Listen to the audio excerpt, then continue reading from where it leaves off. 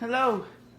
This weekend I was hunting around in my bedroom and opened the back of the door and I found these pair of shoes.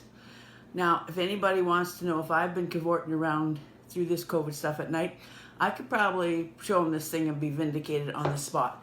But we need to clean them up because I think they're still going to fit me. But there is no way I'm sticking my hand down in this toe because it's like...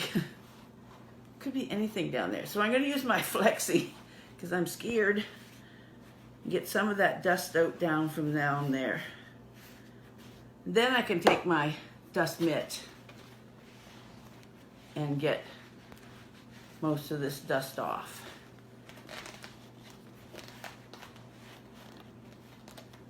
Chunks of dust off. Okay, so now I have my textile glove and my living Inyo-Fill to dry it up if I get too much water on. This side is the soft side, which is great for leather. And I'm thinking this is leather. Probably with my budget, it's pretend leather. But anyway, it'll still work on this thing. And I'm just going to give it a quick wipe over. And if I find anything nasty, I can use this side because this is a stronger side, which I might just use, try and get in the toe here. See if there's any dance moves left over in there.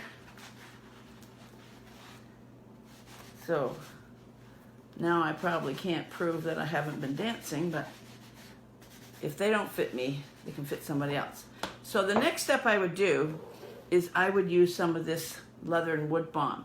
So I've done the other shoe already. I've put a skiff of this leather and wood balm on, and I'm going to show you how to use this polishing cloth. And there is a special in one of the in the holiday gift guides, and it includes a sample of this cloth. So that would be awesome because this can polish just about anything, whether it's a hard surface like your stainless steel fridge, or a soft surface like your countertops, mirrors, your cars. If you want to wash your car up and then polish it up, it would just shine. So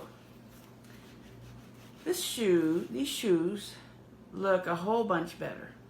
And if they don't fit me, they probably fit someone else. And I wouldn't mind passing them on now. All right, talk later.